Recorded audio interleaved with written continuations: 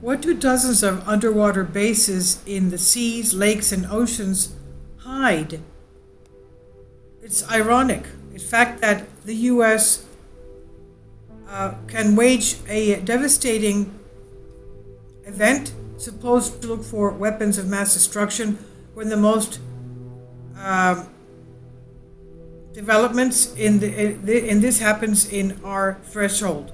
It's ironic that something going on in the Middle East could bring a democracy to those countries where we can no longer claim to be democratic.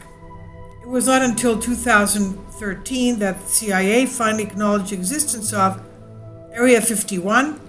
It's also important to note that the United States has a history of secret government services that after many decades are confirmed to have existed. The National Security Agency was founded in 1952, but its existence was hidden until the mid-1960s. Even more secretive is the National Reconnaissance Office, which was founded in 1960, but remained completely hidden for 30 years.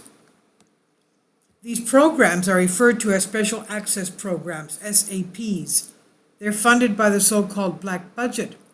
These programs do not exist in public, but they do exist. Now, what's going on under the ocean, which most of us, of course, have no way of knowing what is down there? Research and discussions on submarine and military bases began decades ago. For example, in 1968, the Stanford Research Institute discussed the construction of dozens of submarine bases. The study was entitled "The Expediency of Manned Bases at the Bottom." The construction of 30 manned bases at the bottom of the oceans is technically and economically feasible. These bases, no doubt, must already be in place. They just remain hidden, as was the case of Area 51. Kindly support my Patreon account since YouTube has again demonetized my YouTube channel. The daily posts are 5 videos daily, and they are totally different from what I have on my YouTube channel. Thank you so much for your support and that you find all my content so interesting. You'll find the Patreon account details in the description box below. In 1987, Lloyd Dusha, Deputy Director of Engineering and Construction for the U.S. Army Corps of Engineers, gave a speech at the conference entitled Underground Defense Facilities, Experience and Lessons. In the first paragraph of his speech, he mentions the following. After World War II, political and economic actors changed the image of the underground structure and aroused a renewed interest in thinking underground, quote unquote. As a result of this interest, the Corps of Engineers participated in the design and construction of some very complex and interesting military projects, although the conference program shows that the topic is underground facilities for defense, experience and lessons. I have to deviate a bit as there are secret ratings in the most interesting facilities designed and built by the House. This is what the sources from Lloyd Dusha, Underground Facilities for Defense, Experience and Lessons in Tunneling and Underground Transport. Future developments in technology, economic and policy. As Elsevier Science Publishing Company, 1987, pages 109 to 113. He then went on to discuss a house involved in the 1960s in the construction of the large and elaborate NORAD base buried deep beneath Mount Cheyenne in Colorado. Another great example of deep sea bases from William McLean, who was the inventor of the air-to-air Sidewinder missile and former technical director of the Naval Ordnance Test Center NOTS, NOTS, on China Lake. He was also the technical director of the U.S. Naval Submarine Warfare Center in San Diego. McLean made some remarks to John Neubauer, who was then the editor-in-chief of Astronomics and Aeronautics, stating that these factories and projects were already in progress. Source, A Bedrock View of Ocean Engineering. April 1969, 30-36. What do these facilities look like? Walter Kroschner, who was an illustrator for the U.S. Air Force rock site team during the 1960s, contacted Richard Schauder, PhD, who has been extensively investigating the matter. This was when the Navy had plans for technically sophisticated, very large buried manned bases under the ocean floor. Dr. Schauder, in his book Hidden in Plain Sight, Beyond the X-Files, provides illustrations and details on the science and technology behind these works.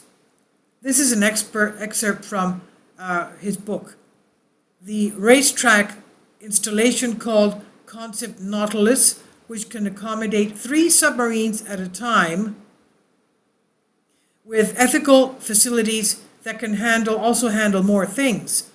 The picture was self-evident, large submarines hundreds of feet away, so the dimensions of the installation are shown here should be very large. The central connection area can be over 1,000 feet long and over 100 feet in diameter. The residences should obviously be able to accommodate hundreds of crew members to some degree of comfort. The book has many other illustrations by Kroshner, but unfortunately they do not exist online. And it does not end with Area 51. As you can see, it's not just Area 51. There are many more and even underwater bases that secretly adorn the seabeds and mountains. There are also well-known underground facilities. Take, for example, the Swedish underground military installation in Musko. It's a large naval base built under a mountain. The hospital in the facility alone contains over 1,000 beds. Musko engineers dug up 1,500,000 cubic meters of stone to build it. One of the world's largest researchers of underground military installations, Roger Sauder, PhD, told an interesting story in his book Hidden in Plain Sight, and this is what he said. As it turns out, after a discussion a few years ago, I was approached by a man, a member of the U.S. Navy. We talked for a while, and when he mentioned that he had spent some time in China Lake, my ears tensed. I asked him if there was an underground facility in China Lake. He said that it does exist and that it is impressively large and in great depth. You know where China Lake is? It's near Ridgecrest in California. Now, I asked him if he had ever been there, and he said he had, though not in the deeper levels. I asked him how deep the deepest part is. He looked at me calmly and very quietly said, it goes a mile deep. Then I asked him what the underground base contained. He replied, weapons. I replied, what kind? He answered without stopping, weapons more powerful than nuclear weapons. Now, documents are available that expose a deep underground command center that was to be built far below areas such as Washington, China Lake, and California during the Cold War. And documents show that in 1964, the military considered building a huge underground cavity, 4,000 feet, that's about 1.2 kilometers deep below China Lake. And it's known that the United States and the Soviet Union created a huge infrastructure to support a complex of offensive and defensive weapons during the Cold War. This infrastructure included premises and facilities for the development, testing, storage, and manufacturing of weapons. There were also many communications and administration centers there. The first top secret note on the subject was given by Robert McNamara, November 7, 1963, from the Office of the Secretary of Defense.